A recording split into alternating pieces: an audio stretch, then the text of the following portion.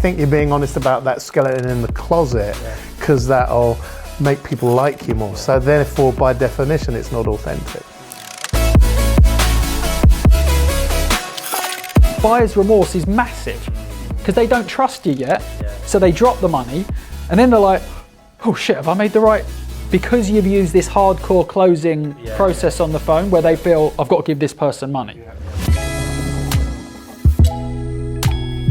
And he said something to me which kind of broke my heart at that moment. He said, did you know, Jatinder? He said that most coaches are broke.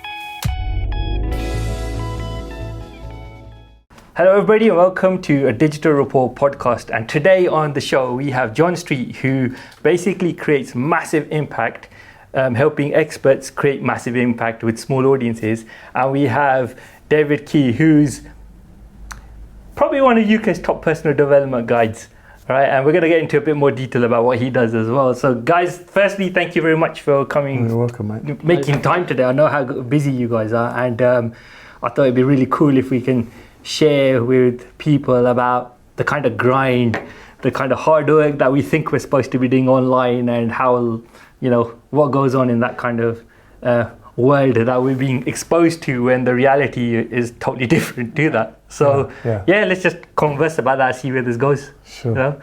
So I think you tell your story, Dave. Yeah. How we met. Yeah, and the lead up to it. Yeah. Because I think it frames perfectly why grinding isn't necessarily like this guy is a hard worker. So yeah, you go ahead, Dave.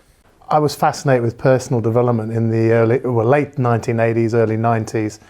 Then I met the big man, Tony Robbins, and something in my belly came alight, and I was, hey, this is what I want to do. So I'd worked in IT, and I decided eventually, about 20 years ago, that I'd get out of the IT industry and train as a coach. One thing led to another, and fortune presented itself, and I was asked to leave the company I was in, paid a little bit of money to leave. They were going into receivership. And I went on a training program, trained with a coaching academy back in the day, just to get the core competencies. But I'd also been really interested in NLP and hypnosis. Started that journey simultaneously while learning to become a coach. And all I had really is an experience of doing business in the IT world, but didn't have any marketing expertise apart from simple conversations I'd had with people in the companies I'd worked with. We need more leads, was basically what I would say, and they would come along and say, there you go, and we'd go and work the leads. So when I transitioned from corporate into working for myself, a lifestyle business, I had a vision to make more impact, but I needed to grow a list, and I needed people to come on my trainings, and I needed people to hire me as a coach. It wasn't as easy as I thought. The first year in business, I made a loss of about 20 grand. In other words, I left the corporate world with my £20,000 payoff. Right. And in the first year, I tried seminars, I tried partnerships with gyms, I put adverts in the yellow pages for anybody looking for a coach, tried the local paper. And I had one client in my first year for £1,000, and it cost me 20,000 to get them. Wow. So by the end of the first year in business, I was all out of dollars. I'd quit my full-time role, so I wasn't getting an income either, or rather I was had to leave. Well, it was sort of like a compromise agreement. And at the end of the first year, I think I started in January, around the December time, I was like, I need to get a job, because I'm going to lose my home, my car. I was financially, I was on my knees. So sorry to interrupt, Dave. Yeah. What Dave's just said there, that's the brutal reality of what happens to most people who go it alone, and because starting your own business is positioned as easy. If you don't know what you're doing, having to go and get a job is back to a job is the likely result. Yeah. So it's brutal out there. Yeah. And what years was it? How long ago was this? Oh man, that was probably it was about 20 years ago. Right. About 20 years ago so I went back, got a job. Luckily, I developed some skills, so my interviewing skills had improved in that 12 months. Right. So they hired me. It was about 35 candidates. I got the role. It was actually around the corner from here. I was having to travel from my home all the way down to Heathrow every single day. I was like 4 to 5 hours in the car. And from day one, my mind was, I want to be a coach. I want to make an impact and help people's lives. I didn't want to be there, but it was like needs must. I need to feed myself and pay my bills, otherwise I'm in trouble. So I lasted 6 weeks before they asked me to leave.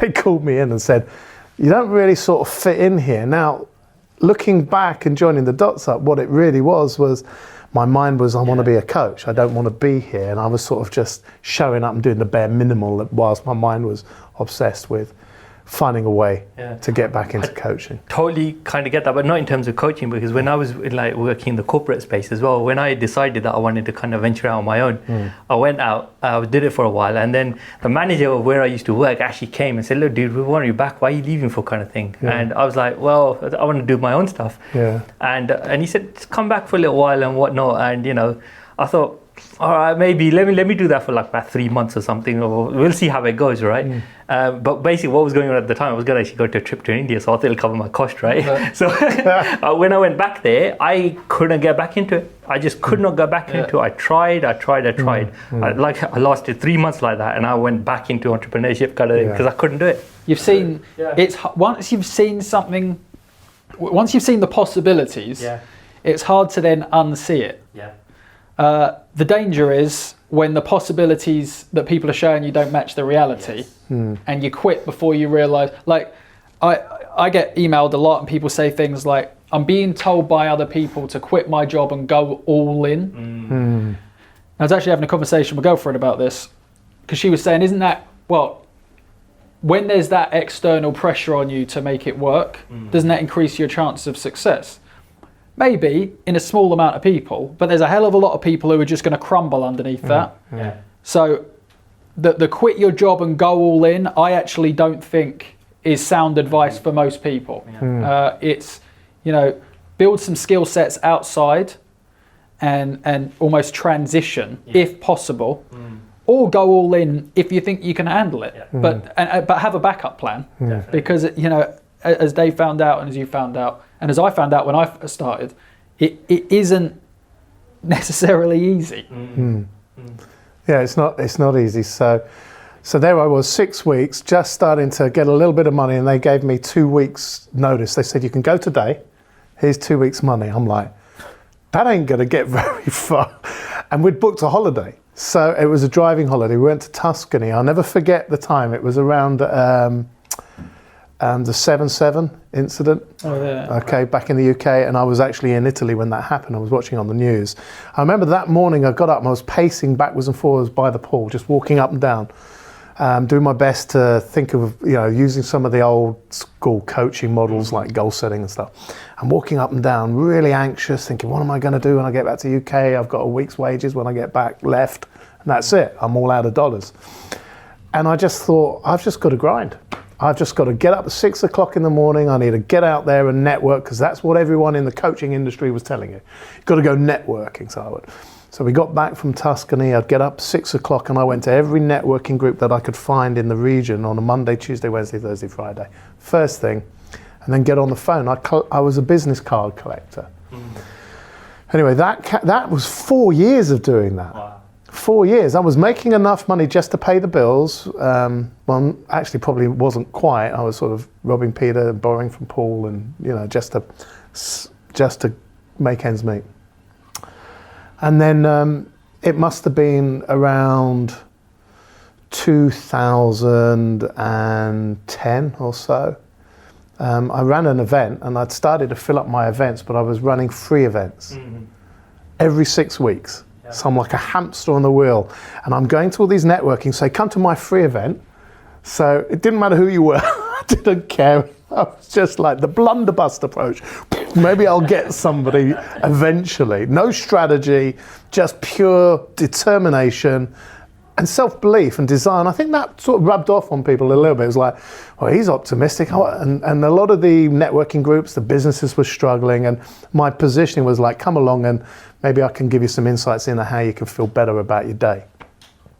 Long story short, there was a lady on that event, and she came along and she said, oh, you need to meet a business friend of mine. And I did. And he came and met me, and I said, I'm really struggling. I'm tired. This was in 2009, it was 10 years ago. His name, it doesn't matter what his name was. He wrote a book called Sales Therapy.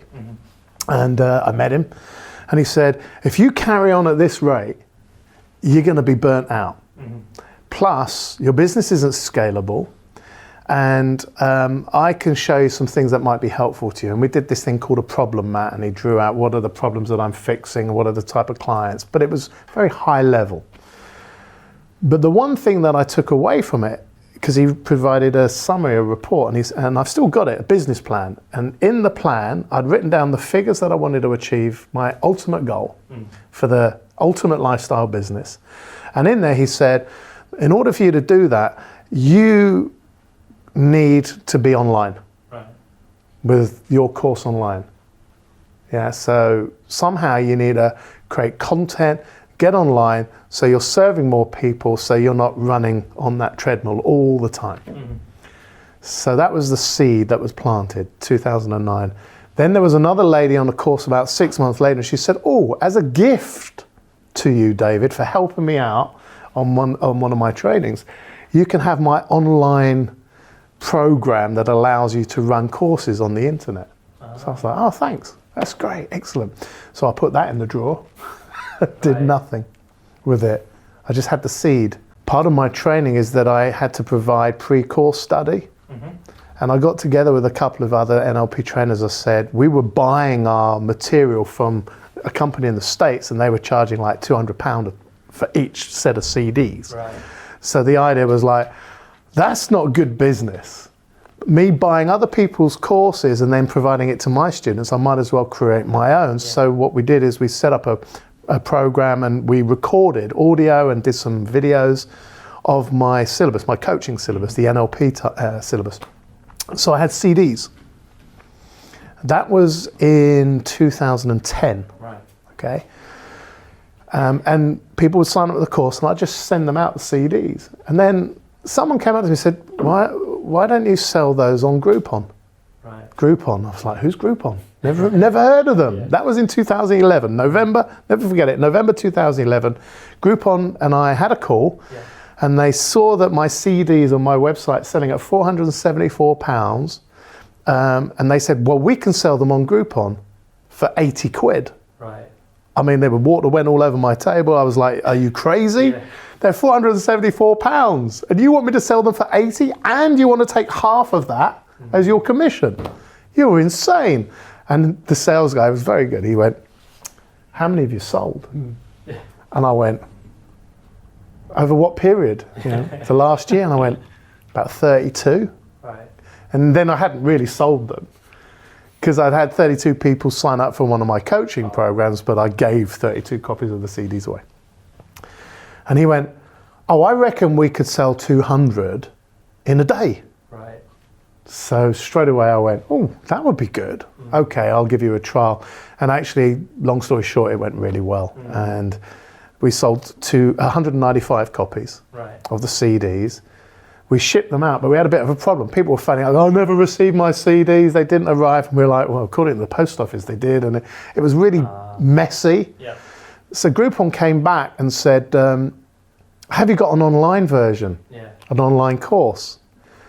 And I didn't, but luckily, my intuition and instinct went, yes, I've got an online course. When do you need it by? And they went, well, a couple of weeks would be good. We'd like to do a promotion with the online equivalent of your CDs online. And luckily, in the back of my mind, that woman who gave me that free course about a year, that free program a year earlier, I phoned her up and said, how do I make an online course? She said, contact this woman in the States and she'll have it done for you in 7 days, and it'll cost you a couple of $1,000s. And I took a punt. And that's what I did. And we have sold tens and thousands of copies of that. But it still wasn't a proper online business. How much were you getting for every sale? Well, when it started, it was about £15. Right. Because I What realised that you got per sale? that I was getting £15 on an £80 or order, or £79, and then the price went down to 69, then it went down to 49, then it went down to 39, then it went down to 29, then it went down to 19. Every time Groupon said, oh, ad fatigue, we need to reduce the price. So it ended up at one point where Groupon was selling my courses and I was getting zero.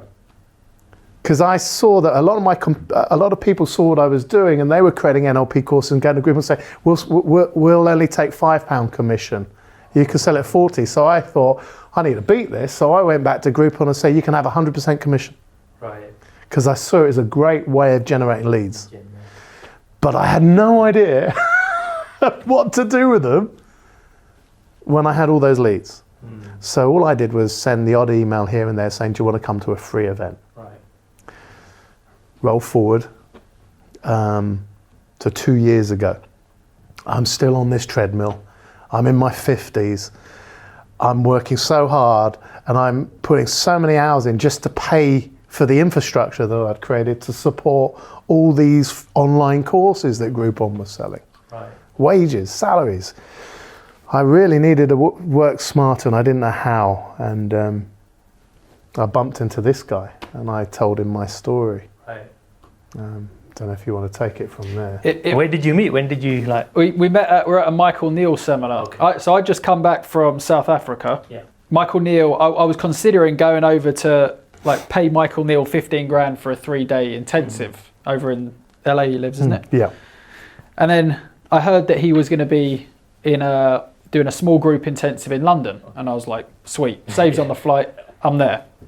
So land from Durban, pretty much straight to the seminar. There was 8 of us in total. 8 of us in total. Yeah, so small group, got on with Dave straight away. But at the time, whilst I was I love going on holiday. I'm such a geek. I love going on holiday because I can sit on the beach and brainstorm. Sure. And think about, okay, what's the next thing I'm going to do? Right. I'd done this brainstorming. I knew what my next step was going to be when I get back. And because so many people struggle in business, especially with the online marketing stuff, when Michael was going around and saying to people, okay, tell us what you do, in my head I'm thinking, oh, bloody hell, I don't want to tell people that I help online businesses scale, because I can guarantee you some people are in the room are going to want to speak to me about it or hire me, and I don't have the time or anything. So anyway, I stood up, said it anyway, and as I sit down, this happens. Dave taps me on the knee and he goes, I think we should have a chat at the break. And in my head, my initial reaction was, oh, bloody hell, another one. Because I so want to serve and help people that it's kind of like, I haven't got time to do it. But then as the day progressed going towards the break, and we had a conversation, we actually had a breakout situation. Michael basically said, gave us something to talk about, and we went out. And straight away I'm like, okay, this guy's awesome. We're on the same wavelength. And then at the break, he showed me a funnel that was mapped out for him by someone that is fairly well known. And as soon as I saw it, my heart sank. Right. Because to say it was complex would be the understatement of the century. It was upsell here, downsell this. If someone clicks a link in this email, they get this. And I'm just like, whoa. I said, don't do that. Yeah. And his shoulders slumped, because I'm assuming... I paid a lot of money for it. Imagine, yeah. And I said, look, come down and spend the day with me in Southampton. You can have it on me. I'll tell you what you need to do. Yeah. And, we spoke a little bit about it for the rest of the Michael Neal seminar, but not a lot. He came down to Southampton, and I just mapped out a very, very simple way to scale what he does, because it was clear that A, he's a hard worker, right? But B, if he had stayed on that treadmill, that's a health-wise, it's a recipe for disaster. And I do think that's something that, again, the people who talk about the grind and hustle, you got to consider your health, right? So there's some guy who's gone viral on YouTube saying about if you're sleeping and you're not working, basically you're a loser. Right.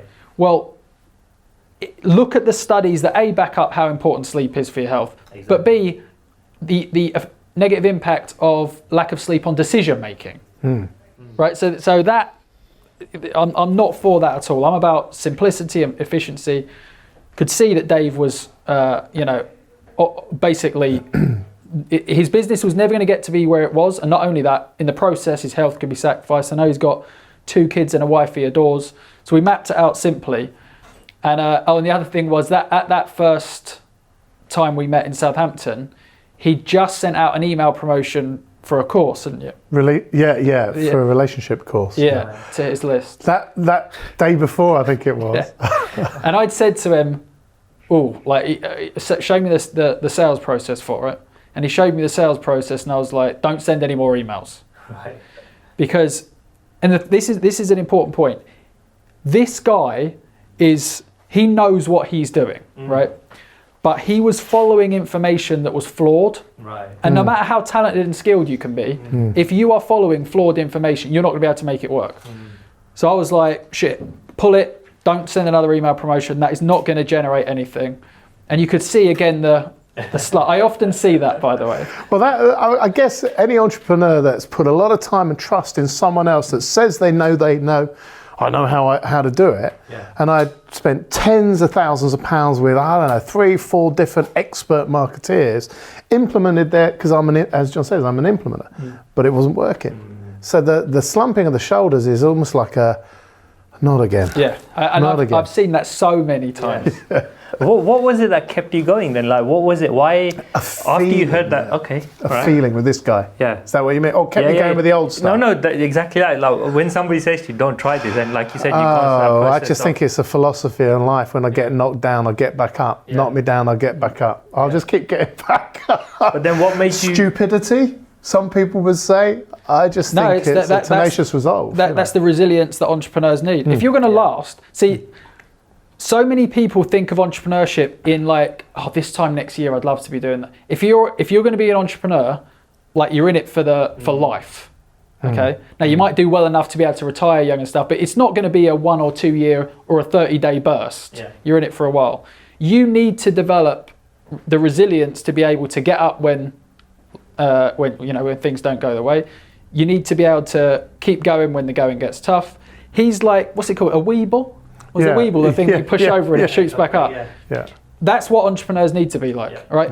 I had the same feeling when I was failing over and over. It's like, but I'm following what they're saying. I'm doing what people are telling me to do. And this is why I get borderline angry. There are so many people out there like Dave, and I've seen another guy that I work closely with, Xander Woodford Smith. I saw the same thing with him slump in the chair. He just paid someone, a couple of months before he met me, paid someone 10 grand to help with his copywriting stuff. Right. And I looked at the copy, and there's something called marketplace sophistication, which is like the foundation. If you don't know that, you shouldn't be giving marketing and copywriting advice. So I was like, oh, dude, your marketplace sophistication is off on this. Yeah.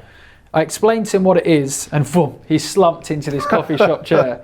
Because it was the same thing. It was like, again, I feel... He started saying, I'm never going to get there. And I said, look, same thing I said to him.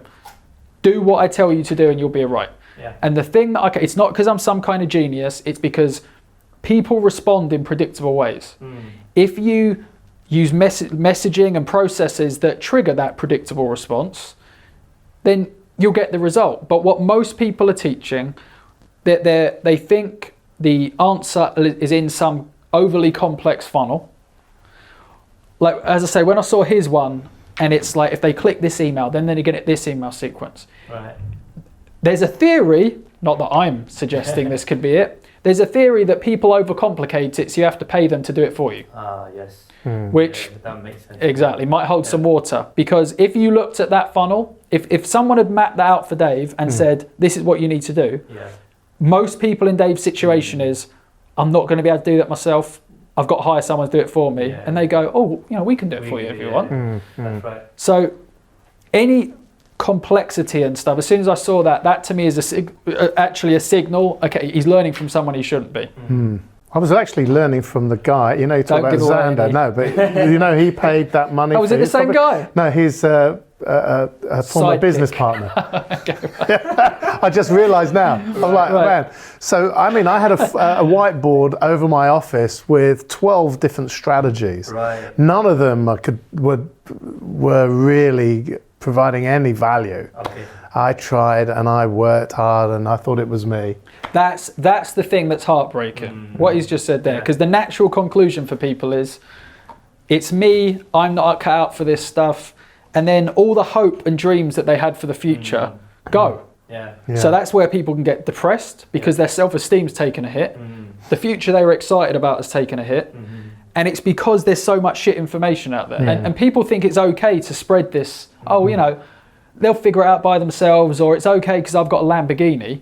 You are playing with someone's life and emotions. The knock-on effects it could have had on his wife and kids if David had a meltdown, either because he was burnt out or depressed because he thinks it's him.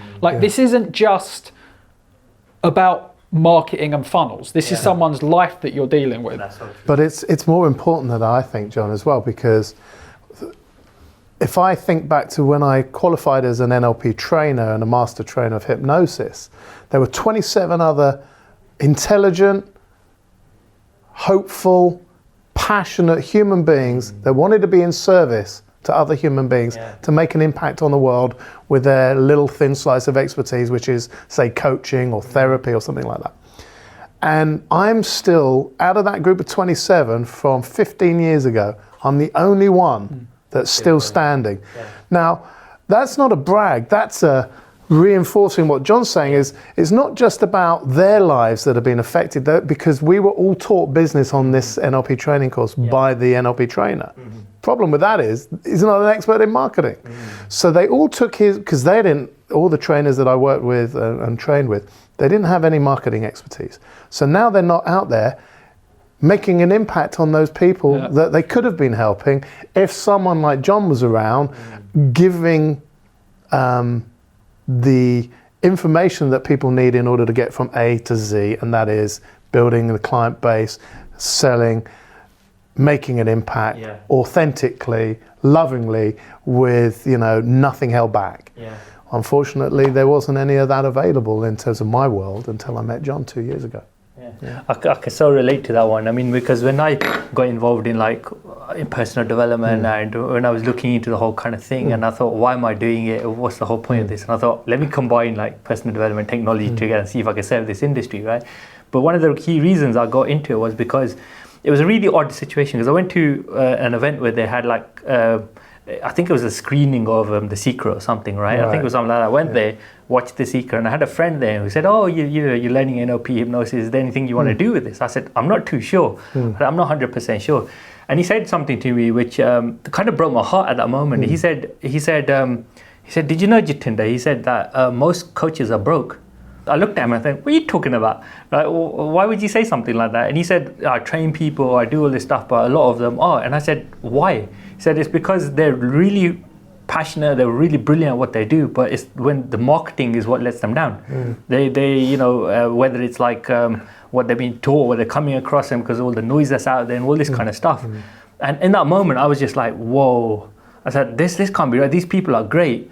So I want to do something to support them as well. I want to help people get out there. And that was one of the reasons I got into it. And I think a few years later, through that kind of energy or vibe, or when they call it, I connected with yourself, David, as well, right? And that's right, I was like, when I met David, I was like, this guy's brilliant. I was like, I want him to smash it. I want him to do really well.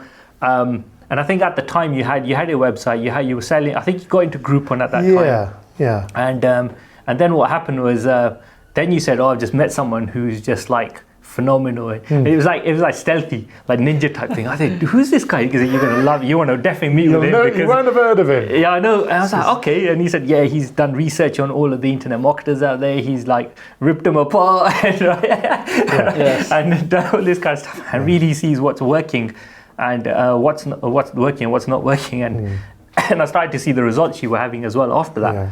And I thought, this is good. This is really, really good. Yeah. And I never had the feeling that I had with John, with anybody else that I had the opportunity to work with. Sure. Now, I don't think any of them were doing anything intentionally. I just think they were gaps in their understanding. And that's there are almost two groups. There's the people who know that they're selling shit and don't care because it's funding their first class flights. And then there are the people who do have good intentions, but either haven't been around for as long as I have, or spent as much as I have to learn stuff, or failed as much as I have. Like, I've figured out a lot of this stuff because I was like a human guinea pig who would try all kinds of different things. So I slowly figured out what did work, what didn't work. There are simple things like the marketplace sophistication thing, that when Xander showed me his messaging, I was like, whoa, how much did you pay them? And it was 10 grand, and I thought, shit, that, and he just, not too long before that, or it might have been a year before actually, he'd flown over, and bear in mind he was like 26 at the time, he'd flown over to the States and paid a very, very well-known guru 10 grand to sit in his seminar. Right. And he bought, when he told me that, I was like, out of curiosity, bring along was there any printouts? Right. And he said, yeah. I said, bring them along, because I'm just curious to see, if you've given someone 10 grand, what are they covering? And as I flick through this, I'm getting angrier and angrier and angrier, because Xander had filled in the worksheets. Yeah. But the worksheets, they just wouldn't work. And marketplace sophistication wasn't even in that either. And I said to him, as I'm getting angrier and angrier, flicking through, I said, did he pitch you a mastermind or consulting at the end? And he was like, yeah. And again, it's that there's so many people who have that mentality of, what can we hold back so people have to go to the next level with us? Yeah. Or how can we overcomplicate things so people have to hire us or something? That session that I did with Dave, it wasn't, tell me if this is right.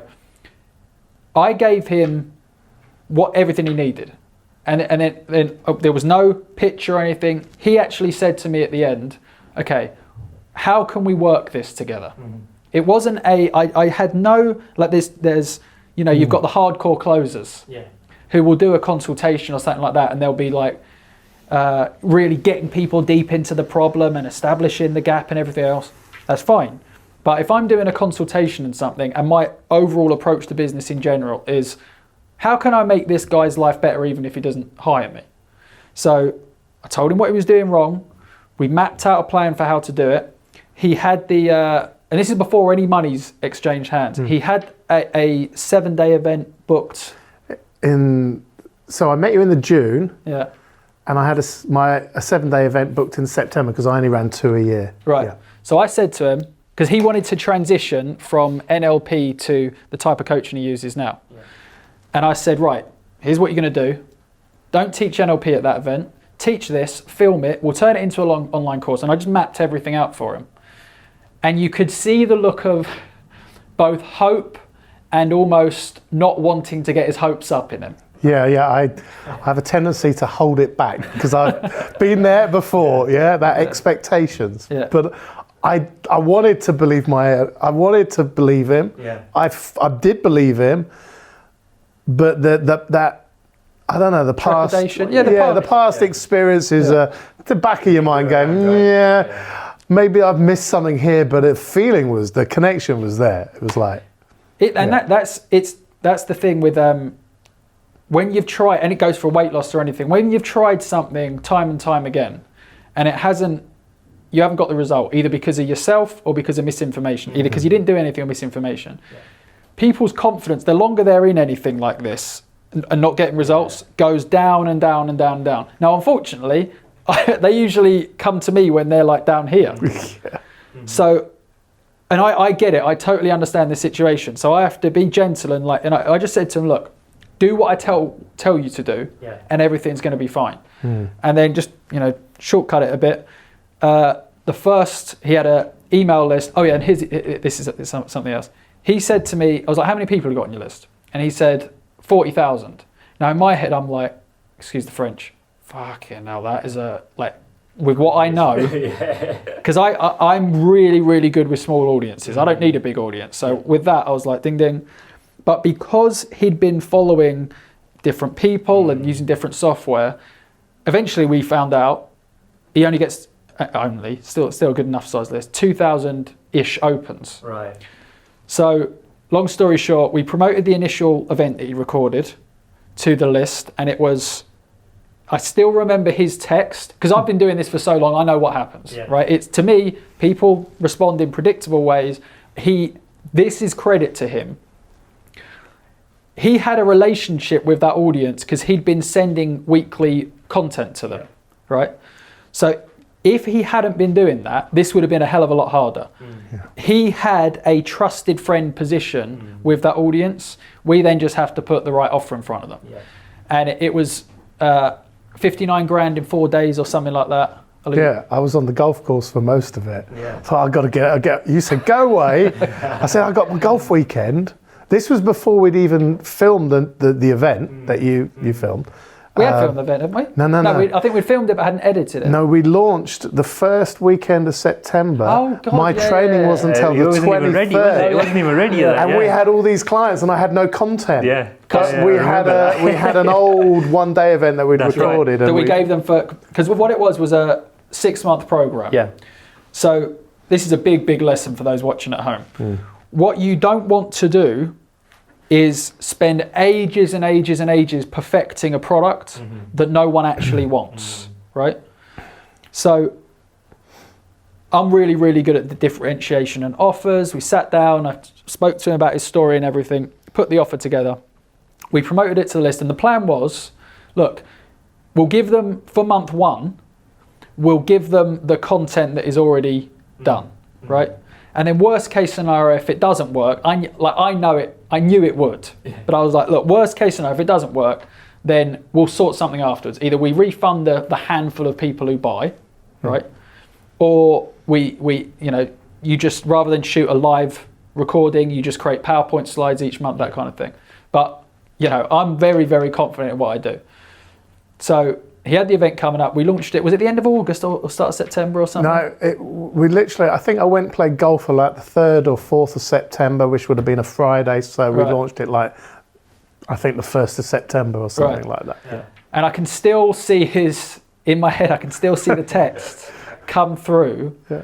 And it was basically, effing hell, you're a genius. And he had a screenshot of the amount of sales that had come in, and it was in a few days, like 59 grand. And he said that was fun. And he put something along the lines of, can't wait to help these people. See, that's what Dave is about. He's heart-centered. It was about, that was fun, but this is just the beginning, kind of. And I said to him on the phone, dude, we haven't even started yet. Because now we're going to take that process that we just did and automate it. And at each level, and I've worked with enough people to know this now, each level, like Dave was, is that going to work? But he was tentative, but he always took action. You meet some people who will go, well, can we do that? And then they won't take action on it. Whereas Dave is, I'm just going to do what you tell me. He, not once in 2 years, I reckon I could do all kind of weird shit with him. Not once when I've told him to do something has he not done it. He'll just go, I'll do it, and even if it's uncomfortable, and I think this is a message for people watching. It's like that uncomfortable feeling that I was getting sometimes when you were asking me to do stuff was just my thinking about it. It was nothing to do with John. And I, luckily, because of the work that I do, I knew that my anxiety, will it work, was just a little bit of insecurity because this was life-changing. And I wanted it to work because I'd spent, before I met John, I'd trying to work it out for 4 years how I was going to transition. So now that it was from NLP to the new understanding, the coffee shop conversational coaching that changes people's lives. I wanted it to work, so I had quite a bit on it. I was skin in the game. There was time. There was money investment. His wife Anna had said to him when he came back, and he said, first time we met. I've met a guy who's going to help turn the business around. And his wife Anna rolled her eyes and said, another one? All right. Because there are so many people out there, who Dave has hired and other people have hired. If you structure stuff strategically, one level can move on to the next level and so on and so forth. So I looked at Dave's overall business model. Yeah. He had an audience, not everyone did. But I was like, okay, we're going to bring in that initial money and then we're going to use that to start funding your paid advertising. And that's where the scale comes in. Yeah. And you could see, the beads of sweat forming about, paid advertising, is it expensive? And I explained to him, and this was another one of those, can you do that? I said, we're going to use this product, which was the 6-month coaching training, to cover your ad costs. And then we're going to have a $5,000 plus where people work more closely with you offer on the back. I said, this is where the profit is, the back end, the $5,000 offer, and only a small amount of people will buy the Ultimate Coach straight away. So we'll use the emails to tip the rest in. And that's how simple his model is.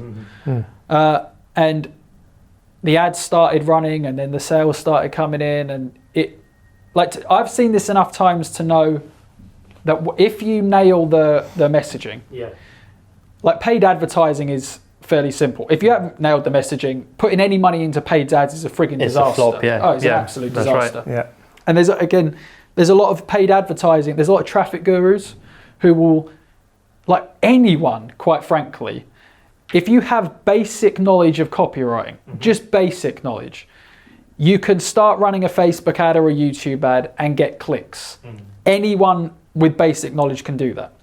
Turning those clicks into actual sales is where the messaging needs to be on point. And the traffic guys, unsurprisingly, don't speak about that, right?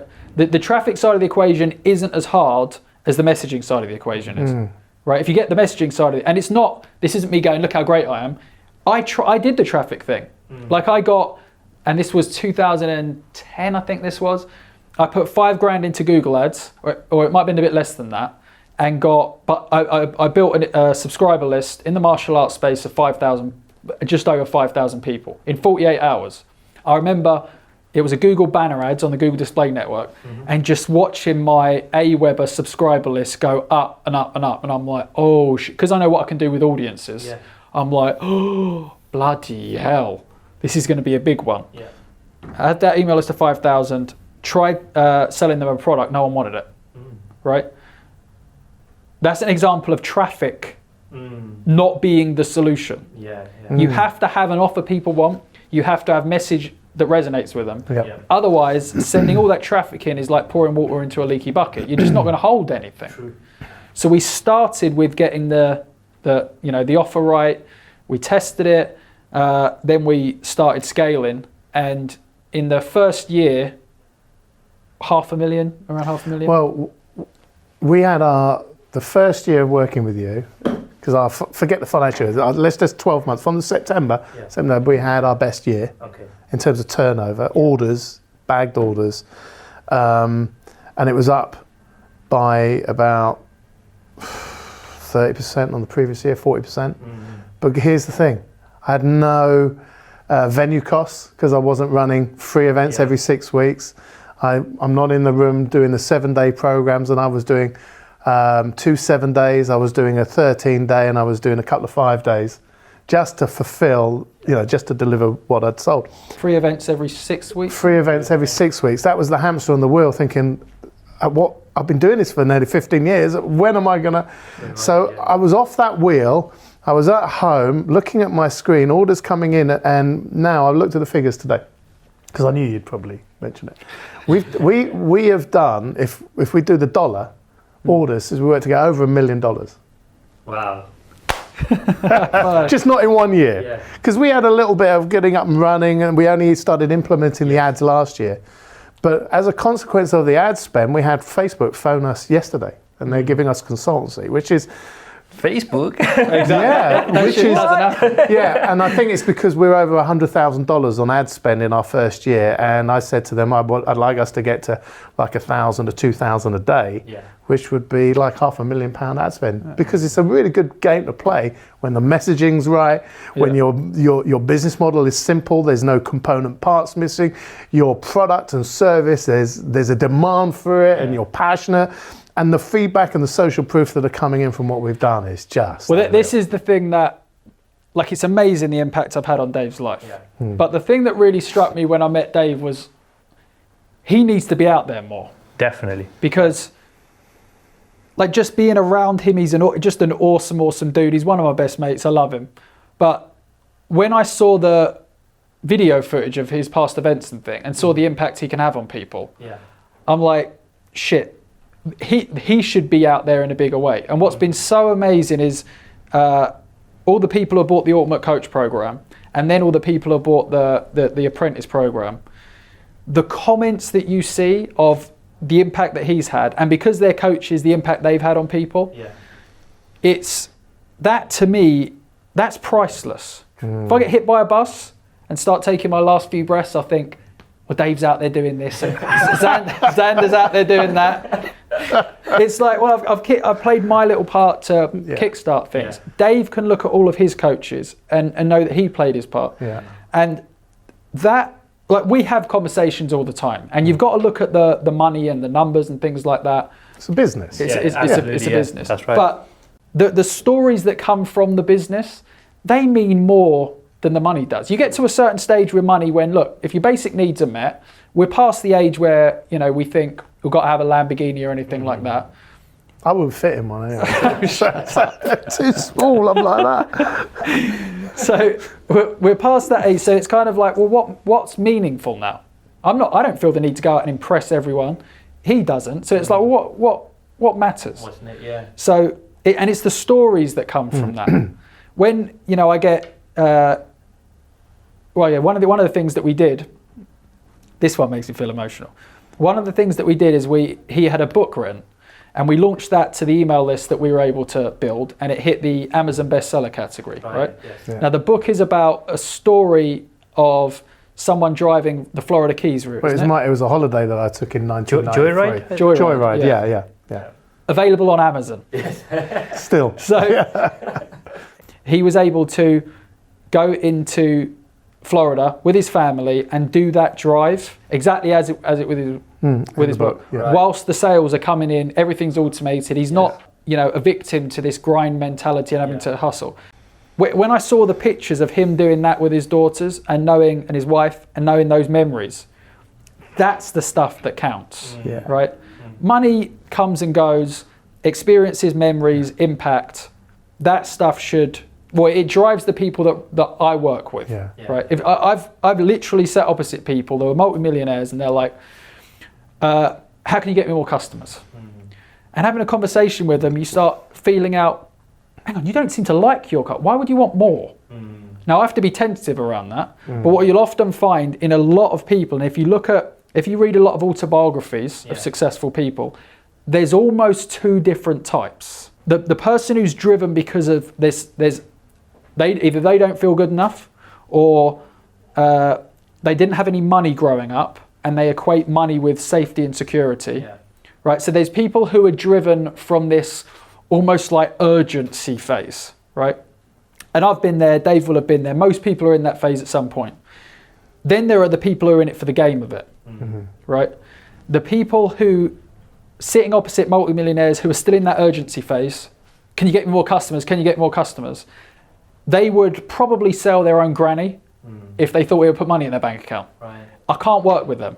One of the things Dave remembers me saying is, I was speaking to Michael Neal, and I just said, you know, I've been working with some people, you know, recently who have a lot of money, and quite frankly, they're dickheads, and I don't want to do it anymore. Because they might be multimillionaires, but to me, if they're coming at it from this place of, you know, like what's that? Yeah, exactly. What's the Scrooge? Yeah, I'm thinking of the cartoon version. Seagulls, the duck. Yeah, mine. Was that what? Do you know the one I'm talking about? I think so. the ducks. It'll come Scrooge McDuck. There's Oh right, okay, And he's got all these coins. I can see him, and then he's swimming through the coins. Oh yes, that cartoon. DuckTales. DuckTales, that's the one. Yes. And he's swimming through the coins of money. That type of person, I've got zero interest in that.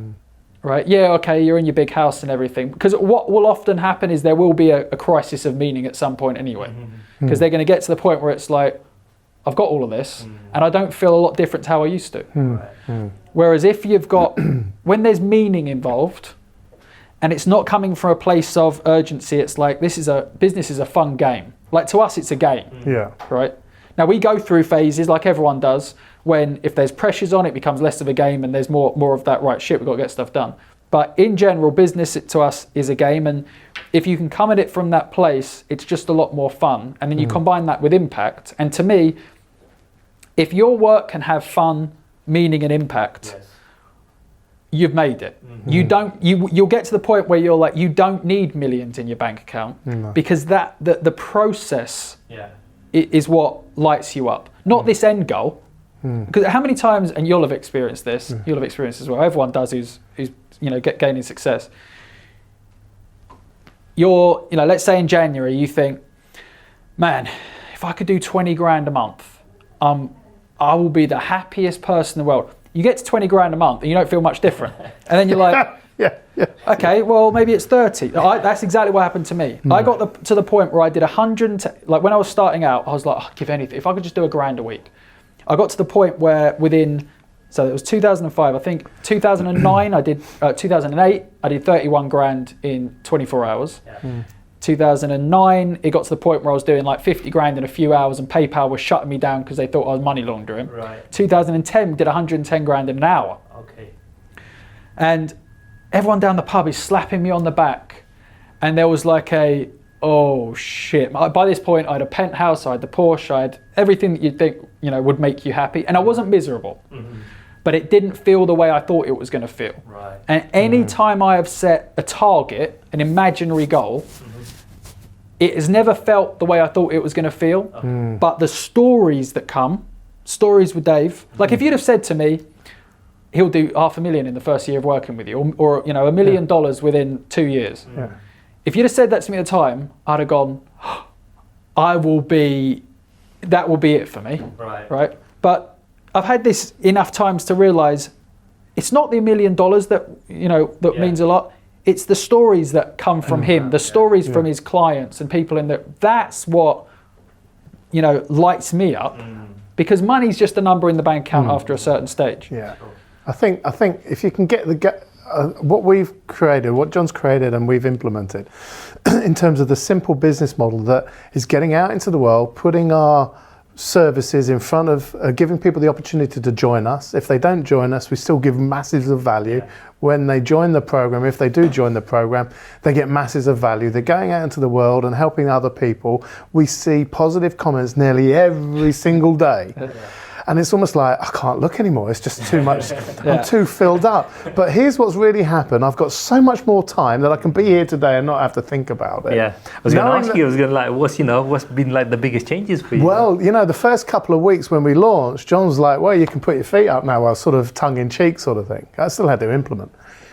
I had 2 weeks. I was bored. I need to be out doing something. But is that when you were playing golf? Yeah, I played a lot of golf last May. Yeah. I had 14 rounds of golf. That's more than I probably played in the previous 5 years. My golf game's improved. I'm more chilled out than I've ever been. I have my moments, right? Like every human being. But the bit that this has created, this opportunity to work with John, what it created was space for me. And what's come into that space instead of the grind all the time is opportunities to work with people that need help, that can't afford to join a list. So working with the homeless program, I mean, I never saw that coming. Wow. We actually had a conversation, so this would have probably been January last year, something like that. And I've literally I knew that this was coming, the conversation, because this happened numerous times. When you take someone who's gone from working their arse off to a lot of free time, I get the phone call, and Dave's nearly always a chipper guy, he's always up. Get the phone call, it was like, "You all right, bud?" And I sensed his tone, I was like, oh, here we go, I know where he is now. He's like, I said, how you doing, mate? He's like, yeah, I'm all right. He said, there's something, like, I've kind of got everything the way I want, there's something that's missing. I was like, that's so David. Yeah. Is that a good impression? Yeah. So I said to him, is it because you've got so much free time now that you've almost lost, like, the grind gave you a bit of purpose and something to focus on. Yeah. Now you've got so much free time, you haven't got that thing to focus on. And he was like, I've not got enough friends to play with in the day. Yeah. I was like, But I lost something. I said, it's normal to feel, I've literally had it happen time and time again. Because when you're so focused on closing a gap, right? Well, your focus is always on the gap. Yeah. Once that's closed, now where does your focus go? I said to him, look, you love helping people. Go out and do some pro bono work or something like that. And he was like, oh my God, I would love to do that. And then a week or 2 weeks later, an opportunity cropped up and he's helping the homeless people. And combining that with the golf and his family and stuff, it changed things. But I think that's a big, big lesson for entrepreneurs who are watching this at home or wherever you're watching it. Always focusing on the gap, right? Because naturally entrepreneurs are future orientated. So we're like, life could be this way, things could be this way. You miss so much of life when you're doing that, right? And that doesn't matter whether you're grinding and hustling or in Dave's position where, he doesn't have to work too much.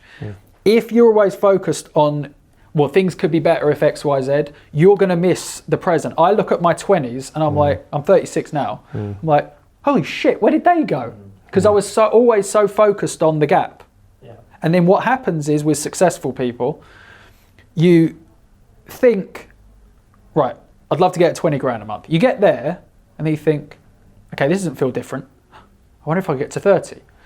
And you're always trying to close, like you close one gap and then you create another one. You close one gap and then you create another one. And if you miss that present, your kids can grow up without you realizing it. Your parents can grow old without you realizing it because you're always future focused. And I'm so guilty of this. Like, man, I'm the poster boy for it. Yeah. So realizing that you can only ever properly experience the present is another key thing. And with Dave, and I've seen it time and time again, when you free someone's time up, often they can lose a bit of their identity because their identity was, I'm the hustler, I'm the grinder, I'm going to be filling that free event no matter what.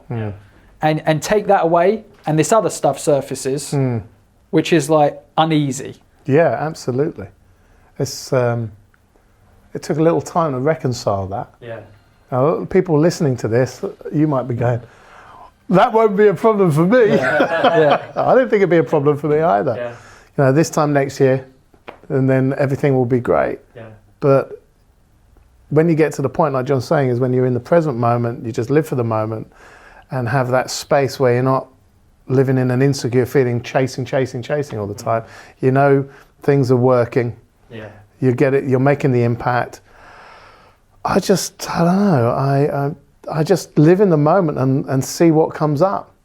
It's a lovely way to be, What opportunity, like, John, you phoned me last week, do you fancy doing some filming today? I'm like, okay, that sounds like a cool day out. You never know what's going to come. The only thing, that could have been an obstacle for him coming was whether or not he's going to be on the golf course. Yeah, well, I'm playing golf tomorrow. Okay. Right. The So weather's worked been out great. nicely. Yeah. But having those outside passions away from business is, like, as I say, it's so easy to miss life focused on, and it's not just the money side of things. If you go too deep focusing on impact, and if I'm not impacting someone, then I'm not, what's the point of being here? Works in the opposite direction. You can totally go. Like, I hired a guy called Richie Grannon years ago, the Spartan life coach, because getting external perspective is vital, right?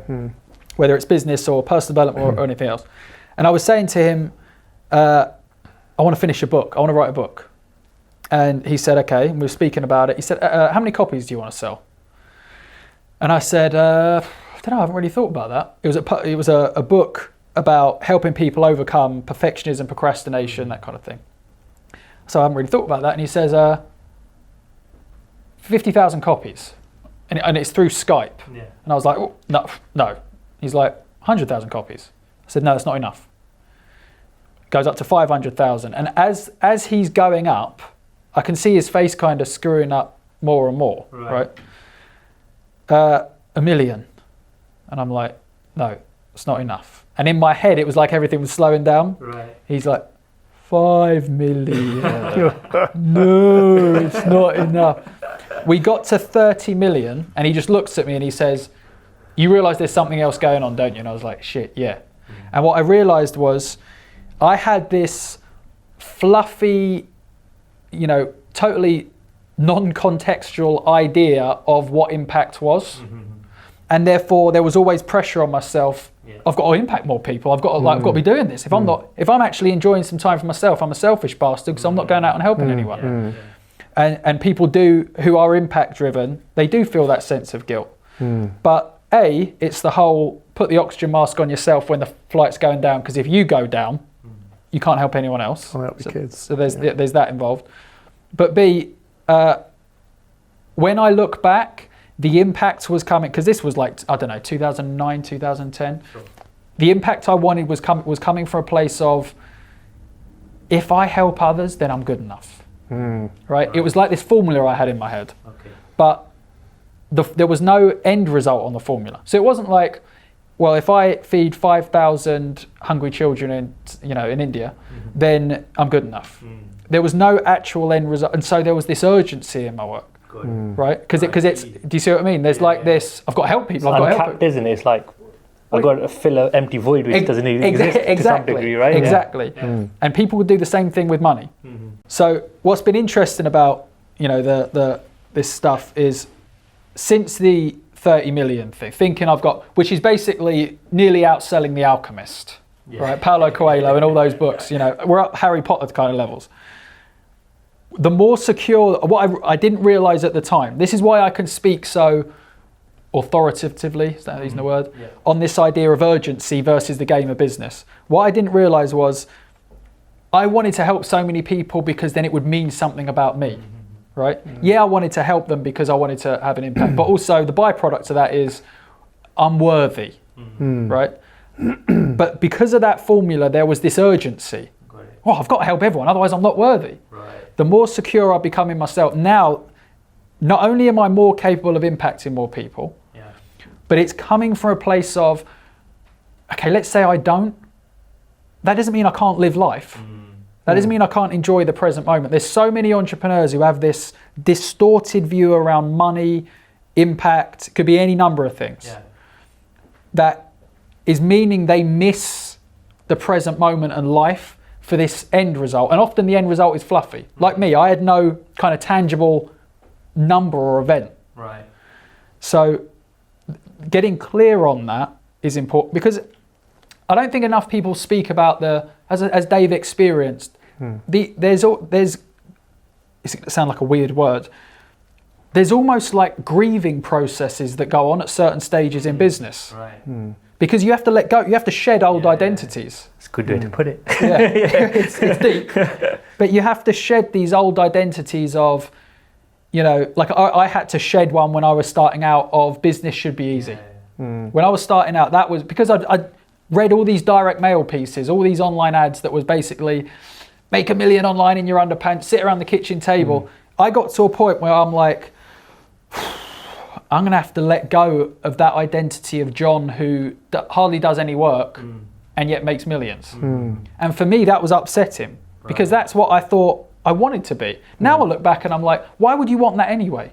There's no fulfillment in just not putting any effort in, not providing any value, but getting money. No. But at the time, so you almost have to go through these, you come up against these blocks as you go through. David, you said you had something similar to that when you were doing increasing your ad spend or something on Facebook, right? I noticed what's happened. There's a couple of things. I want to talk to what you just said, and then I'll come back to that. I'll tell you why, because they're connected.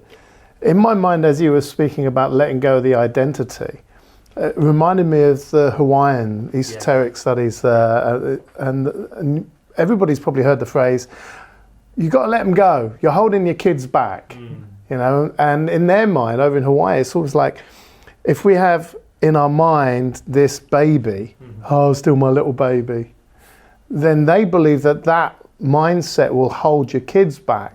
So every time you see them, you have to see them with fresh eyes. And I saw that same with the business. It's like, in order to not hold the business back, you've got to let that identity go, and then it's got a fresh one.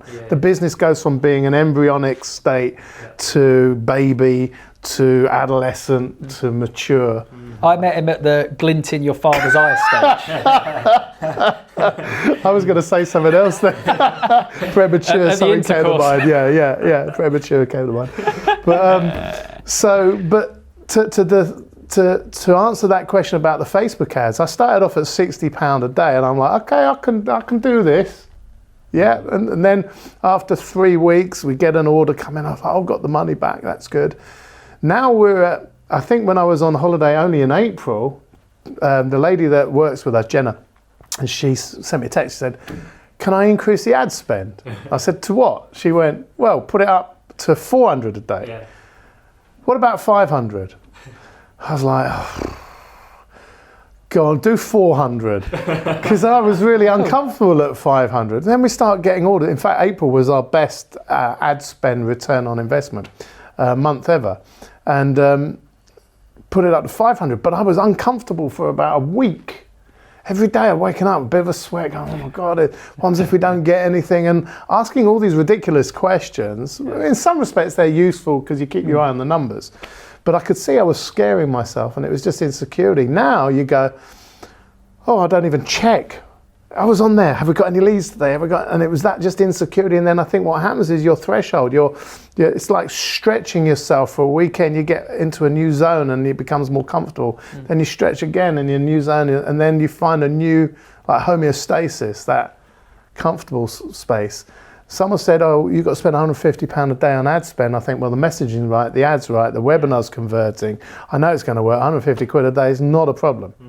And what Dave said there is a couple of things. Firstly, in my experience, so many entrepreneurs are trying to take tactics that fit within inside their comfort zone, right?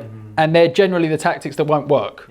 Or you're going to have to grind your ass off, or it's just not as efficient. That doesn't mean that if you realise you've got to expand your comfort zone, you go in and throw £5,000 into an ad kit. You just do stuff gradually, right? Yeah. Like me, when I used to be so socially anxious, I couldn't leave the house. My first seminar was like 2 people. And I nearly had a meltdown at that point. Right. But then I got more comfortable, and now I can do, we had 50 at the last seminar, 0 problems, I'm fine with it. But what a lot of people are trying to do is build their life around the comfort zone, right? If you try that in business, don't expect to be successful. You've got to embrace uncertainty. This is what he's awesome at. Embrace uncertainty. Just go with it. You don't have to have all the answers, because you'll figure stuff out as you go along. And if you do try and be certain about everything, you miss different opportunities for stuff. If you want everything, okay, I'm just going to locked on this, I need to be certain about absolutely everything, hold on, well, you might miss something over there or something here, or we could do that. Well, a prime example of that is, if my comfort zone was 60 quid a day an ad spend, which it was, okay, then I wouldn't have had a phone call from Facebook. True. So I wouldn't have discovered. It's like playing a level game, It's like you go the platform, different levels, and it's like I've entered the door and it's opened up. It says you are now entitled to 5 hours of Facebook consultancy. I mean, because I reached that level. What that is, when he told me on the phone yesterday, he was like, "Yeah, Facebook have got on the phone and they're going to give us 5 consulting calls." And they're going to tell us like how to improve our ads based on the algorithm that they can see, that the public doesn't generally know. And I'm like, holy shit. But it's because they can see, okay, he's in the game, right? He's playing it properly. And they want more money from me. But I'm not, and he said, what sort of things are you insecure about? Is that putting money in and not getting a return? Simple, How can you help us? He said, well, I can see some things you're doing already that we can improve upon. Let's have a proper call with the team. So I'm excited about that. But number one, it's a game. I think that's so important for people, entrepreneurs, to realise the difference between playing the game of business and life. And it being a game versus it means something about me. Yes. Because the second that you place, and this means for good and bad, right?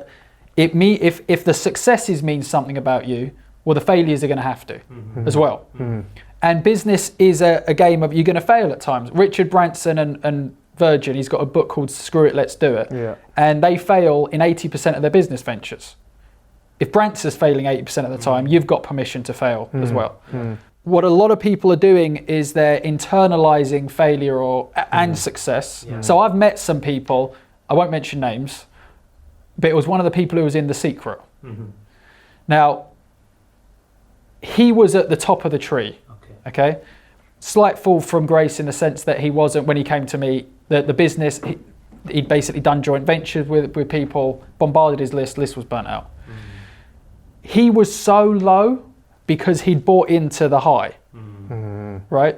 That's where it's dangerous. If you think you're the friggin' man or you're a goddess, like, have self-esteem by all means, but don't put yourself on this pedestal as though you're, and I'm not saying he did this, but this is what a lot of people do. When they have success, oh, I'm better than other people. Well, boom, if you fail, you don't want to be on that seesaw as an entrepreneur of good days means I'm a great person, bad days means I'm a shit person. Because you're having your identity involved in the business in a big way, which I work with a lot of experts, so they're individuals. Like Dave has not got a big ego.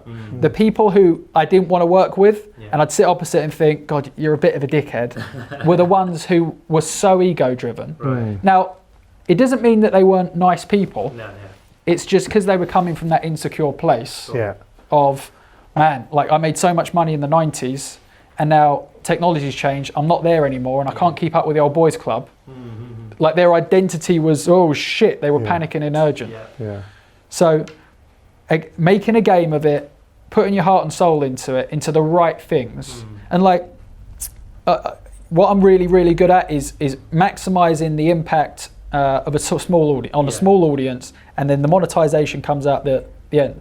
Front end product is 997, the back end is 5-6 grand plus. We're gonna have to raise it because of the fact that I think we've got 300 plus people who have bought the Ultimate Coach, maybe slightly more, but there's something like 65, is it, or something? 65, and there's about 3 or 4 still want to have a chat with me. Who have bought the 5 grand product. Now, that is testament to, me, how I set up the business, but what this guy is doing to deliver value in the 997 one. People aren't going to give him 5-6 grand if he is not going above and beyond in the front product. So many people deliver, they're focused on the traffic, building an audience, the sales process, and then the product they give away is shit. No one's buying that again. No one's going to elevate to the next level with you. He's been such a pleasure to work with because he's so people focused and he's so, there isn't giant ego in it. Everything we're speaking about, there's the reason that he's been, because I could point everything that I've done. If he doesn't implement, we don't get the result. If he implements it in a half-hearted way, we don't get the result. I can bring a small portion of it. Dave has to implement. And he's so caring and driven, and we have conversations on the phone. How can we make this better? What can we do? What can we provide? Because it's the people in the business that matter. And if it's an ego-driven thing, often you'll find that isn't the way. If someone's, I just want to build a bigger business so I can make more money so everyone thinks I'm a better person, and you're in trouble then. Well, because you're not as focused on the customers that way. Now it's the bottom line. It's the profit. How can we make as much money as possible? Well, not always by any means, but you can end up sacrificing the people who actually count in your business in the first place, your customers, if you're just focused on maximizing bottom line at all costs. It's fascinating. I mean, what's been wonderful for me is that David, I've known you for like, what, I don't know, 6-7 years, something like that maybe? 2012. That's when we first met, or something like that, right? So I've had, like, as an outsider to some degree, watching this journey, and I like connected with David like straight away as well, and he's such a nice guy, and everything he was doing, and like you say, he's very people focused, and you want that kind of person to do well, and then to see where he was, what he was doing, and how there has been a shift, there's been a change, and all of the stuff that you guys have been working on together is what I find fascinating, because one, it's like you're so open to sharing, like, this is what we're up to, this is what's going on here. You're not holding like numbers back to some degree, right? You're like, you're sharing with people, this is what we're doing. It's authentic, this is real shit. Do you know what I mean? Do you know? Well, I don't understand why people wouldn't do that, but I've always been known for wearing my heart on my sleeve anyway. Look, once all your skeletons are out of the closet, no one can hurt you. And I think that's a lot of Ego. People with big egos, they don't want to be authentic, or they hold stuff back so they're not authentic because they're worried about being judged or about their past. I mean, you look at in politics now, they think it's a good thing to come out and say that they've been doing this and that at university, and you just think, yeah, but you're not authentic with the rest of your presentation. It's just that one little bit. You think you're being honest about that skeleton in the closet because that'll make people like you more. So therefore, by definition, it's not authentic. I think for entrepreneurs, what I've seen for me now is what's shifted in this journey since I've met you is I'm not scared about the unknown anymore, and I used to be really scared about the unknown. So I think my philosophy's changed. John was saying, people stay in their comfort zone and they build their business around their comfort zone. I've always been comfortable with stepping out of my comfort zone in spite of being uncomfortable, if you know what I mean. It's like, I'm anxious about it, but I'm like, well, I've got to do it. But as I'm listening to you, I'm thinking, well, what is it? I'm like, I've fallen in love with stepping into the unknown because I've seen that that's where the freaking magic happens. That's where living is. Yeah. Living's not, if people live in a, let's say, right, let's give you a scenario to try and, give kind of context to this. When I was socially anxious, my world was limited to my parents' house, right? That was safe there. Nothing could harm me, no one could judge me, couldn't get rejected in any way. So to me, that was safe. Was that living? Absolutely friggin' not, right? Stepping outside of that house, like going to get a haircut, was an ordeal. I'd be sat there shaking, going red, right? Slowly but surely, I did that. Now, because of that, now I'm able to do all this kind of stuff. If I permanently tried to lock myself away in that little spare room upstairs to keep safe and live from that place, I'd miss out on I remember this moment where I realized, oh my God, some people have to jump out of a plane or go snowboarding something for adrenaline. I just have to go to get my hair cut. I'm fortunate. The second I saw it from a different way, that I could actually be, this is living to me. I saw it as living, so I ended up stopping, because anxiety and excitement, the bodily sensations are pretty much the same. People go on a roller coaster or to see a scary movie in order to feel what anxious people don't want to feel. The difference is in A, the story they're telling themselves, and B, the anxious people want to control stuff, the other people don't, right? So I enjoy not knowing. A, I enjoy not knowing what's coming up because we don't know, but B, even if you think you know, you can't control it. Other stuff comes in, like Facebook tomorrow could go, Dave, we've stopped running all ads. You can't. In fact, you got an email. Yesterday I was told that all my email communications on one of our software have been switched off. They switched it on today. They said they were overzealous because we had one person unsubscribe. Seriously. I don't know what it was. It's probably an error in their algorithm. But anyway, it's back on. But Facebook could switch. We've had Facebook accounts switched off. They were still taking money out of my account, but we couldn't get in there to switch off the ads because that's the nature of the game. And I think sometimes I hadn't in the past delineated between life and living. I wasn't living, I was alive, but I wasn't really living. The second thing is, this idea I have in my mind, like this week, the IT system being switched off, Facebook ad issues. We've gone through a dry patch of a few days. I'm like, what's happening? Have we got some sort of choke point going on? It's in my mind. In the past, it would be, oh my God, we got to do something. And you sent me a mail and said you could switch the ads off, and I'm like, no, just leave them on because it's the nature of the game. And I see in my mind clearly, it's just a hallucination. And people might be watching this think I'm deluded, but in my mind, I see a Monopoly board. And all I see is we throw the dice. We buy that. We'll buy that. That's going. Everything's going. I've collected money from going past go. Shit, I've landed in jail. Freaking 3 rolls of the dice. It's really painful. I want to get out, but it's the nature of the game. I'll be out when I'm out, and I can't control what numbers come up on the dice. And if I land there and I get a bonus, great. And if it's a go back 3 places, that's the nature of the game. And that's what happens. Technology doesn't work sometimes. The ads might reach burnout. We've got, at the moment, he's been running the Facebook ad for either it is a year or... It's a year, 19th of June it was. The same ad copy that I wrote for him. Now, usually what would happen is... That's interesting. Same ad copy. Same ad copy, 1 year. So I could go on a rant Just about... in the UK. I could go on a massive rant about this, about all the people who say you got to change the ad copy every 30 days. Utter bollocks. I won't go on the rant about it, but it's bollocks. So we're getting to the point now, though, where, and this is why speaking to Facebook in the, is going to be useful. Either the ad copy has reached, everyone's seen it now, so we need to change the ad copy because the sales are starting to go down. So we either change the ad copy or we need to find a different audience for it, right? That's part of a business, an online business these days. And this is what I mean about if someone is looking to stay in their comfort zone, at some point they are going to be forced to deal emotionally with something in business.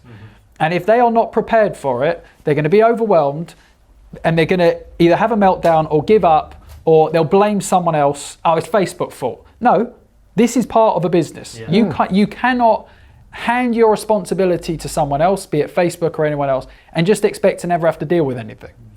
So these things change. One of the things that Dave said about the Monopoly board, going forward and then having to go back 3 times.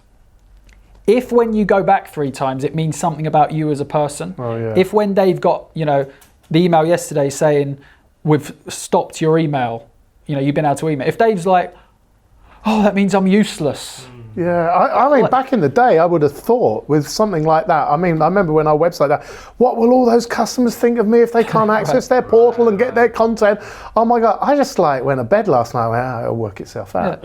No big deal. I'm sure we can send an email when it's up and running, because at the moment we can't, so what's the big deal? I totally get that one. I totally get that, because it's like because being in working online for such a long time, straight out of uni type of thing, right? It's like when I'm working on something, something might break or goes down or whatnot, right? And I'm like, like you said, it's just the way the game works. They'll have a client come in, oh no, this has happened, and then I'm like, okay, let me just have a look at your stats, and look at the stats, and there's like 5 people looked at the webpage, right? And I'm thinking, really? Do you know what I mean? So I get what you're saying about, But even to the extent where I've got people who paid a lot of money to be in my apprentice program. I had a Zoom call on Monday night.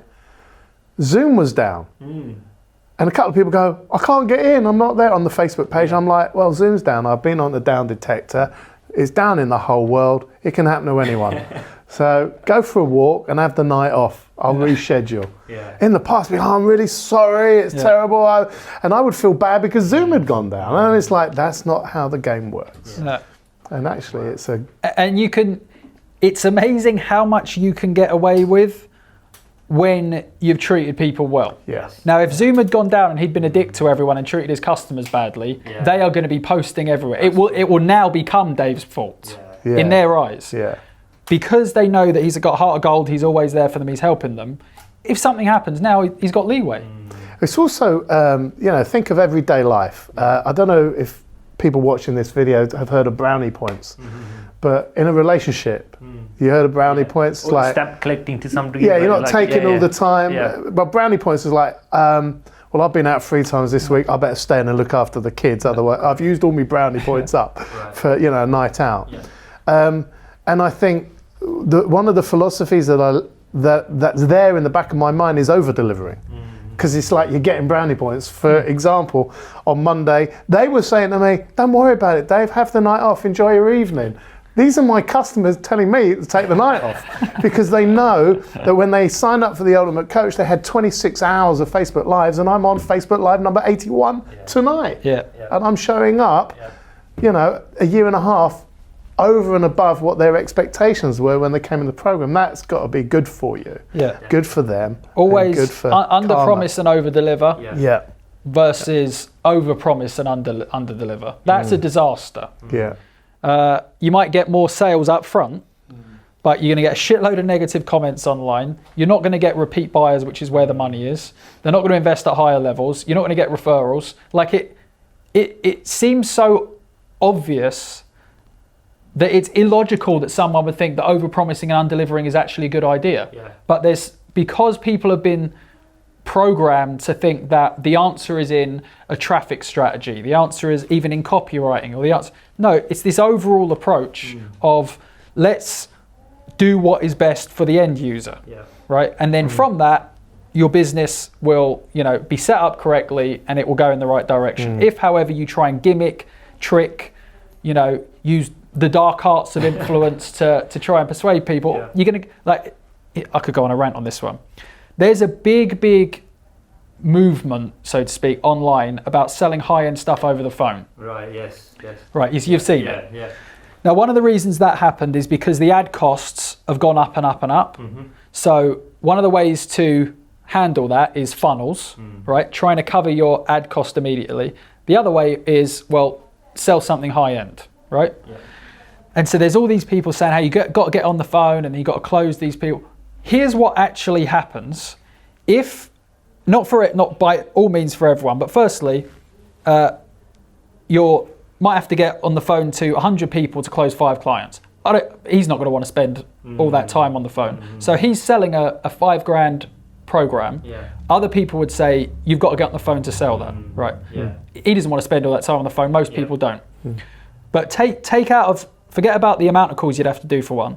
What actually happens to a lot of people if you close them on a $5,000 to $10,000 offer straight away? Buyer's remorse is massive because they don't trust you yet.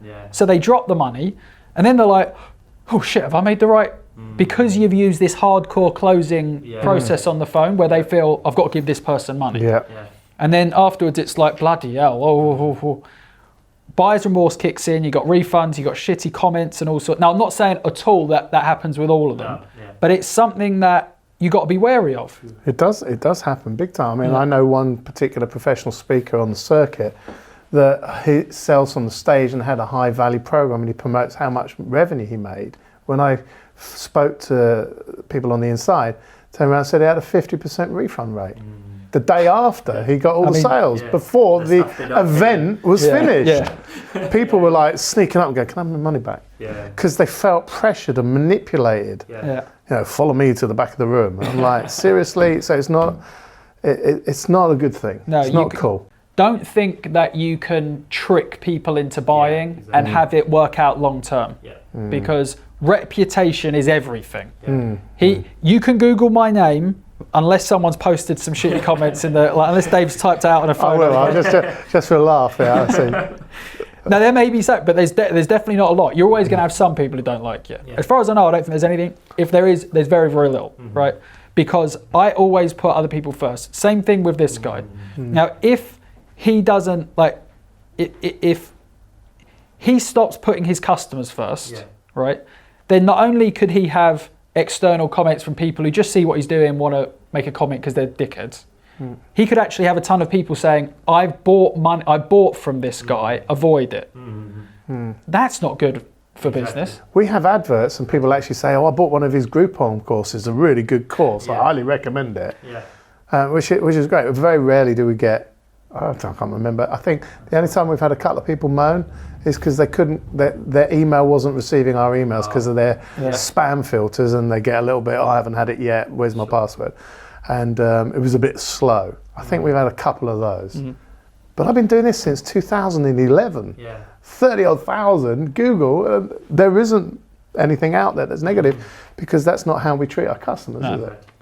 And I think if there's one big major lesson that people should take from this, I mean, there's a few. But one big one is in terms of treat people the way that you'd want to be treated. Really sit on, how do I want to, if I put this sales process out there, if I put an ad out there, whatever you put out there, how do you want people how would you feel if you went through it? Don't just knock together a funnel because so-and-so has said that's a way to get traffic. Exactly. How would you feel if you went through it? How would you feel if you got bombarded, with emails?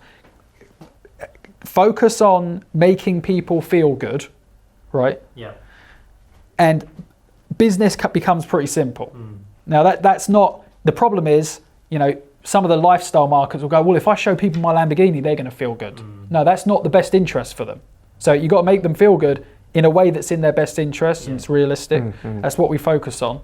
And you can just, as I said, you don't need a giant audience to do very well when the business is structured correctly. He's got a 997 product, and that could be 297 or anything. It doesn't have to be 997, but he's got a 997 product, and he's got a $5,000 plus program here. Because he delivers on this, it's easy to get people into this. And you can do very, very well from small traffic. Yeah. Yes, he's spent a fair amount on Facebook ads, but that's because the business is structured to do that, right? You could have a 6-figure business on less than 1,000 subscribers if you do it correctly. So, and you can get 1,000 subscribers in a weekend if you know what you're doing, or for free. And what's really interesting about delivering and going over and beyond and providing good service is that we might have the £1,000 program, the 5K program. At the end of the 5K program in April, some people come up and go, "What's next?" I'm like, "We haven't got anything." And on the Monday following, I had a call with them, and it was a 28 grand one-on-one program. Got it. So I said to this is a bit of a golden tip that I'm going to give away here. This is why I framed it to him, because that natural progression. That's, if we think about it from this is that's a logical progression, right? The first product is really them learning and getting in touch with Dave, right? Second program is about their confidence building. Okay. So the first one is learning the coaching process. Second one is about confidence building, and they're going to want to continue on the journey with Dave. And then there's always going to be a small portion of that group who want real close access, right? So there are some people who buy my products, some people who come to my seminars, and some people who want to hire me. It's always going to be the way that if you structure the business correctly, people will want to go to the next level. And if they can, like I can guarantee you, all those people are the 65 or whatever that paid $5,000. If they could pay him 28 grand, they drop it in a heartbeat, right? Because of the way he's treated them and because of where they get to. Literally, if you set business up correctly, the only reason people don't give you money is because they can't afford it. And that's basically how it's played out. We got at the Impact Accelerate event that we did, we actually had one of my people who work with me come up to me and he goes, "You guys selling anything at the end?" I was like, "No." He says, "Like, there's tons of people out there who want to buy something. They want to continue to the next level." And that's where, like, we could have done this big pitch at the end and tried to use all these NLP tactics. You don't need to. If you get into the right position in your prospects and your customers' hearts and minds, they will naturally want to give you more money if the offer's right. And the only thing stopping them is if they can't afford it. That's it. It blew me away. There was no selling. And that's ultimately, I think, from a coaching point of view, what a lot of coaches want. They want to find a way to be able to get themselves out of the market, grow their practice, have the right customers coming in. They don't want the sleaziness. They just want to be able to have heartfelt conversations, but they need structure. They need to know what they're doing. And that's what we offer with the Ultimate Apprentice program. And I'm loving it. It's absolutely fantastic. Everyone needs structure. Don't. So for anyone watching this home, we'll wrap up with this lesson. Don't let your identity get involved too much, because that is gonna be a blocker. And I know the danger with that one is because there are a lot of people look to business and success online because of low self-worth. They're going to be resistant to that, right? Oh yeah, but I want the reason they've wanted success in business is so that they can feel better about themselves. You don't need materialistic, success for any of that. But don't let your identity get involved. Treat people really well, but structure the business correctly. Do not think that you can have a disaster of a business, right, in the structure, the messaging and everything else, but there'll be a traffic tactic online that works, right? You're all about rapport, Dave's about rapport, I'm about rapport. That's where the focus should be, right? Not in some whiz-bang technique that is just gonna not work. No, it's been, this has been fantastic, and this is how all of my conversations go with my friends and buddies here, and I'm so glad and grateful that I was able to share you guys with the rest of the world, really, right? It's been phenomenal. And so we wouldn't do it for just anyone. No, I appreciate that. Down to you, mate. No, thank you very much. And I'm sure the viewers at home have got a lot of value out of this. And just to finish off, David, if they want to get in touch with you, what's the best way for them to reach out? Just go to davidkey.com Yeah. and click contact. Yeah. Fill in the thing. If you want to have a conversation with me, my team will just let me know and we'll set up a time, have a chat. Cool. And John, if anybody wants to get in touch with you? They can, if they want to email me, I'm old school, I've got a Gmail account still, contact jonstreet@gmail.com, or they can get on my email list at johnstreet.com. And there's loads of goodies there as well. Absolutely. Guys, it's been phenomenal, fantastic. We got so much in there. Right? Good luck with the It's editing gonna blow on that people's one. minds out. Fantastic. On that note, to everybody else at home, I hope you guys have enjoyed it. And until next time, keep inspiring, keep connecting with others, build rapport. It's all about connections. It's all about love and respect. So go ahead and make an impact on the world. Thank you very much.